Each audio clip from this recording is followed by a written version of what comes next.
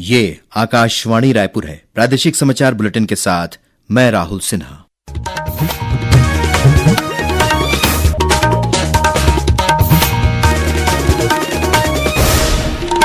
और अब पेश आज के मुख्य समाचार। रेलवे ने रायपुर में 250 इलेक्ट्रिक लोकोमोटिव के अतिरिक्त प्राथमिक रखरखाव केंद्र के लिए 175 करोड़ रुपए किए मंजूर। प्रदेश में ई रिक्शा सहायता योजना के तहत मिलने वाली अनुदान राशि को 50,000 रुपए से बढ़ाकर 1 लाख रुपए किया जाएगा।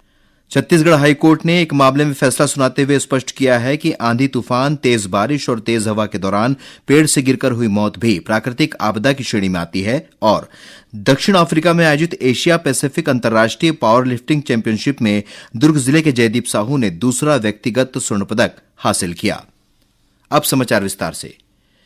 रेलवे ने रायपुर में 250 इलेक्ट्रिक लोकोमोटिव के लिए अतिरिक्त प्राथमिक रखरखाव केंद्र बनाने के लिए 175 करोड़ रुपए मंजूर किए हैं। रेल मंत्रालय के अनुसार यह परियोजना भारतीय रेल के विद्युत इंजन बेड़े के तेजी से हो रहे विस्तार और पूरे नेटवर्क पर माल ढुलाई और यात्री परिचालन बढ़ोतरी को ध्यान में रखते हुए बुनियादी ढांचे को बेहतर बनाने के प्रयासों का हिस्सा है।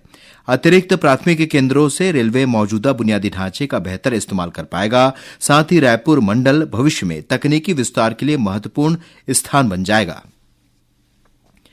पेट्रोलियम और प्राकृतिक गैस मंत्री हरदीप सिंह पुरी ने कहा है कि सरकार E85 ईंधन लाने की योजना बना रही है, जो मानक E20 पेट्रोल से करीब 20 रुपए प्रति लीटर सस्ता होगा।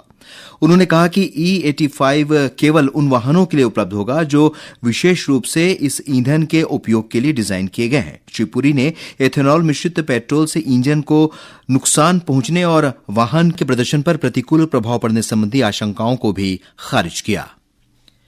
केंद्रीय पंचायती राज मंत्रालय ने माई GOV के सहयोग से प्रस्तावित गांव के भीतर की सड़कों की कोडिंग और ग्रेडिंग प्रणाली पर नागरिकों, पंचायती राज संस्थाओं, स्थानीय समुदायों, विशेषज्ञों और अन्य हितधारकों से सुझाव आमंत्रित किए हैं। इच्छुक नागरिक और संस्थाएं 14 जुलाई तक माई GOV पोर्टल पर उपलब्ध जन परामर्श में भाग लेकर अपने सुझाव ऑनलाइन दर्ज करा सकते हैं। गौरतलब है कि वर्तमान में गांव के भीतर की सड़कों का व्यवस्थित अभिलेखीकरण और मानचित्र उपलब्ध नहीं होने के कारण एम्बुलेंस, अग्निशमन और पुलिस जैसी आपातकालीन सेवाओं, डाक, कुरियर वितरण, सरकारी योजनाओं के क्रियान्वयन, आधारभूत संरचना के विकास तथा डिजिटल नेविगेशन में कठिनाइयों का सामना करना पड़ता है। प्रस्तावित प्रणाली इन चुनौतियों का समाधान करते हुए अंतिम छोर तक सेवाओं की प्रभावी पहुंच सुनिश्चित करने में सहायक होगी। रायपुर में आज भारतीय जनता पार्टी के 17 नए प्रकोष्ठों के पदाधिकारियों के लिए पहली कार्यशाला आयोजित की गई। कार्यशाला में प्रकोष्ठों की भूमिका और दायित्वों पर चर्चा की गई। इस कार्यशाला में मुख्यमंत्री विष्णुदेव साय सहित प्रदेश भाजपा अध्यक्ष किरण सिंह देव, संगठन के तीनों प्रदेश महामंत्री, सभी 17 प्रकोष्ठों के प्रदेश संयोजक और सह संयोजक के अलावा बड़ी संख्या में कार्यकर्ता मौजूद थे। पत्रकारों से चर्चा करते हुए मुख्यमंत्री ने सभी पदाधिकारियों से आग्रह किया कि वे पार्टी की रीति नीति तथा केंद्र और राज्य सरकार की जन कल्याणकारी योजनाओं को समाज के प्रत्येक व्यक्ति तक पहुंचाएं। भारतीय जनता पार्टी दुनिया की सबसे बड़ी राजनीतिक पार्टी है, तो आज नए गठन के बाद, नया दायित्व संभालने के बाद पहला 17 प्रकोष्ठों का आज ये कार्यशाला यहाँ पर आयोजित था और हम लोगों ने उनको आग्रह किया है कि जो मतलब हेतु है प्रकोष्ठों के गठन का, कि जिस जिस क्षेत्र के संयोजक हैं प्रकोष्ठ के, उन वर्ग के लोगों तक पार्टी की रीति नीति को और भारत सरकार और प्रदेश सरकार की योजनाओं को वहां तक पहुंचाएं, इसका आग्रह हम लोगों ने किया है।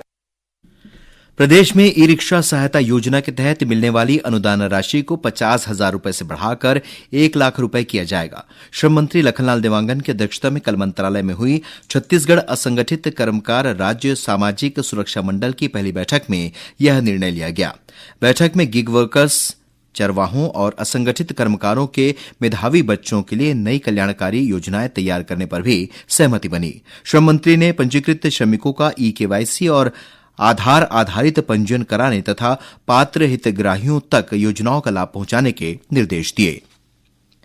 प्रादेशिक समाचार आप आकाशवाणी रायपुर से सुन रहे हैं और अब आगे बढ़ते हैं बाकी के समाचारों की ओर। छत्तीसगढ़ उच्च न्यायालय ने प्राकृतिक आपदा से होने वाली मौतों पर मुआवजा देने की राज्य सरकार की नीति को लेकर अहम फैसला सुनाया है। न्यायाधीश संजय के अग्रवाल की एकल पीठ ने स्पष्ट किया कि आंधी तूफान, तेज बारिश और तेज हवा के दौरान पेड़ से गिरकर हुई मौत भी प्राकृतिक आपदा की श्रेणी में आता है। कोर्ट ने राजस्व विभाग द्वारा राजनांदगांव जिले के मोहला क्षेत्र में एक व्यक्ति की मौत के मामले में मुआवजा देने से इंकार करने के आदेश को निरस्त करते हुए उसके बेटे को 30 दिन के भीतर 4 लाख रुपए का मुआवजा देने का निर्देश दिया है। मुख्य सचिव विकासशील ने आज मंत्रालय में जल जीवन मिशन 2.0 की समीक्षा की। बैठक में तय किया गया कि हर घर तक शुद्ध जल पहुंचाने के लिए पंचायतों को जिम्मेदारी सौंपी जाएगी। इन योजनाओं का रखरखाव ग्राम जल और स्वच्छता समितियों के माध्यम से होगा। वहीं योजनाओं के संचालन और गुणवत्तापूर्ण पेयजल की आपूर्ति जांचने के लिए सोशल ऑडिट कराया जाएगा। प्रधानमंत्री जनमन योजना के तहत कबीरधाम जिले के बोड़ला क्षेत्र में बनी सड़क की राज्य स्तरीय जांच की गई। जांच के बाद निर्माण कार्यों की निगरानी और गुणवत्ता में लापरवाही पाए जाने पर सहायक अभियंता और उप अभियंता को निलंबित करने के निर्देश दिए गए। साथ ही क्षतिग्रस्त सड़क का हिस्सा दोबारा बनाने और ठेकेदार को ब्लैकलिस्ट करने को भी कहा गया। श्रोताओं, प्रादेशिक समाचार एकांश के समसामयिक विषयों पर आधारित कार्यक्रम बातों बातों में के तहत इस बार छत्तीसगढ़ की महिला और बाल विकास मंत्री श्रीमती लक्ष्मी राजवाड़े से ली गई भेंटवार्ता का प्रसारण किया जाएगा। इसका प्रसारण कल 11 जुलाई को आकाशवाणी केंद्र रायपुर द्वारा FM और प्राइमरी चैनल पर सुबह 9 बजे से किया जाएगा। इसे छत्तीसगढ़ स्थित आकाशवाणी के सभी केंद्र रिले करेंगे। मुख्यमंत्री विष्णुदेव साय ने कहा है कि रेडियो कार्यक्रम दीदी के गोठ प्रदेश की महिलाओं के लिए प्रेरणा का सशक्त माध्यम बन गया है। कल रायपुर में आयोजित दीदी के गोठ वार्षिकोत्सव में उन्होंने दीदी के गोठ कॉफी टेबल बुक, बिहान वाणी त्रैमासिक पत्रिका और मोर गांव मोर पानी पुस्तक का विमोचन किया। मुख्यमंत्री ने सफलता की कहानी साझा करने वाली महिलाओं को सम्मानित किया और कहा कि कार्यक्रम के 1 वर्ष में प्रसारित 12 एपिसोड से महिलाओं को आत्मनिर्भरता, नवाचार और स्वरोजगार की प्रेरक जानकारियां मिली हैं। दक्षिण अफ्रीका में 4 से 12 जुलाई तक आयोजित एशिया पैसिफिक अंतर्राष्ट्रीय पावर लिफ्टिंग चैंपियनशिप में छत्तीसगढ़ के दुर्ग जिले के जयदीप साहू ने अपना दूसरा व्यक्तिगत स्वर्ण पदक हासिल किया है। जयदीप ने दूसरे दौर की क्लासिक प्रतियोगिता के तहत 66 किलो वर्ग में शानदार प्रदर्शन करते हुए स्वर्ण पदक अपने नाम किया। इससे पहले जयदीप ने इसी प्रतियोगिता के पहले चरण में बीते 6 जुलाई को इक्विप्ड कैटेगरी में पहला स्वर्ण पदक जीता था। स्वास्थ्य मंत्री श्याम बिहारी जायसवाल ने जगदलपुर के डिमरा पाल स्थित कॉन्टिनेंटल सुपर स्पेशलिटी अस्पताल में बस्तर संभाग की पहली और छत्तीसगढ़ की दूसरी अत्याधुनिक कैथ लैब का लोकार्पण किया। इस सुविधा के शुरू होने से हृदय रोगियों को एंजियोग्राफी, एंजियोप्लास्टी और अन्य आधुनिक उपचार अब स्थानीय स्तर पर उपलब्ध होंगे। और अब कुछ समाचार संक्षेप में। छत्तीसगढ़ लोक सेवा आयोग द्वारा सूबेदार, उप निरीक्षक संवर्ग और प्लाटून कमांडर की भर्ती के लिए प्रारंभिक परीक्षा 12 जुलाई को 22 केंद्रों में आयोजित की जाएगी। परीक्षा सुबह 10 बजे से दोपहर 12 बजे तक चलेगी। मुख्यमंत्री विष्णुदेव साय ने कल रायपुर जिले के समोदा में 128 करोड़ रुपए से अधिक के विभिन्न विकास कार्यों का लोकार्पण और भूमि पूजन किया। छत्तीसगढ़ विधानसभा के मानसून सत्र की तैयारियों को लेकर नेता प्रतिपक्ष डॉक्टर चरणदास महंत की अध्यक्षता में 12 जुलाई को रायपुर में कांग्रेस विधायक दल की बैठक होगी। पर्यावरण मंत्री ओपी चौधरी 12 जुलाई को रायपुर में मानसून के दौरान प्रमुख औद्योगिक इकाइयों द्वारा संचालित और प्रस्तावित वृक्षारोपण गतिविधियों की समीक्षा करेंगे। रायपुर स्थित इंदिरा गांधी कृषि विश्वविद्यालय में चालू शैक्षणिक सत्र में कृषि अभियांत्रिकी और खाद्य प्रौद्योगिकी पाठ्यक्रमों के प्रथम वर्ष में प्रवेश के लिए ऑनलाइन काउंसलिंग की प्रक्रिया आज से शुरू हो गई है। इच्छुक अभ्यर्थी 20 जुलाई तक पंजीयन कर सकते हैं। कोंडागांव पुलिस ने 43 शिक्षकों से कुल 12 करोड़ रुपए की ठगी के मामले में 5 आरोपियों को गिरफ्तार किया है। आरोपियों ने फरसगांव, केशकाल, बड़े डोंगर, धनोरा, विश्रामपुरी सहित कई क्षेत्रों के शिक्षकों से पर्सनल लोन दिलाने के नाम पर ठगी की थी। बलरामपुर जिले के ग्राम बगाड़ी नाका के पास आज हुए सड़क हादसे में एक बुजुर्ग की मौके पर ही मौत हो गई, जबकि 2 युवक घायल हो गए हैं।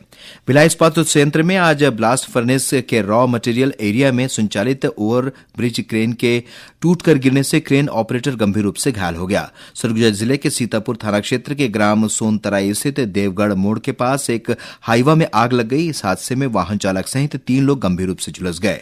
दुर्ग जिले में भिलाई स्टील प्लांट से लौह स्क्रैप चोरी के मामले में पुलिस ने प्लांट के SMS3 के GM और इंजीनियरिंग एसोसिएट को गिरफ्तार किया है। इस मामले में अब तक 15 आरोपियों की गिरफ्तारी हो चुकी है और बारनवापारा अभ्यारण्य में 3 चीतलों की मौत हो गई है। वन विभाग के अनुसार इनमें से 2 नर चीतलों की मौत आपसी संघर्ष में हुई, जबकि एक चीतल की मौत शिकार से होने की आशंका जताई जा रही है। अंत में मुख्य समाचार एक बार फिर। रेलवे ने रायपुर में 250 इलेक्ट्रिक लोकोमोटिव के अतिरिक्त प्राथमिक रखरखाव केंद्र के लिए 175 करोड़ रुपए किए मंजूर। प्रदेश में ई रिक्शा सहायता योजना के तहत मिलने वाली अनुदान राशि को 50,000 रुपए से बढ़ाकर 1 लाख रुपए किया जाएगा। छत्तीसगढ़ हाईकोर्ट ने एक मामले में फैसला सुनाते हुए स्पष्ट किया है कि आंधी तूफान, तेज बारिश और तेज हवा के दौरान पेड़ से गिरकर हुई मौत भी प्राकृतिक आपदा की श्रेणी में आती है। और दक्षिण अफ्रीका में आयोजित एशिया पैसिफिक अंतर्राष्ट्रीय पावर लिफ्टिंग चैंपियनशिप में दुर्ग जिले के जयदीप साहू ने दूसरा व्यक्तिगत स्वर्ण पदक हासिल किया। इसी के साथ प्रादेशिक समाचार बुलेटिन समाप्त हुआ। हमारा अगला प्रादेशिक समाचार बुलेटिन हिंदी में कल सुबह 9:55 पर सुना जा सकता है। नमस्कार।